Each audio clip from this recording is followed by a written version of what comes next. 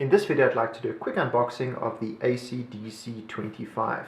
This is an access control power supply unit.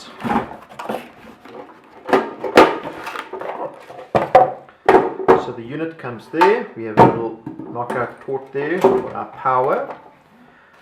The unit is 220 supplied, and it does come with a port for backup battery power as well, so that's very handy to use when it comes to access controls.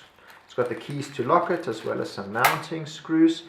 Now in another video what I'll do is I'll actually run through a couple of the ports of where you would use something like this and how some of them will be wired up. But if you guys have got any questions or comments on the ACDC25, please feel free to get in touch with us. We'll do our best to assist you.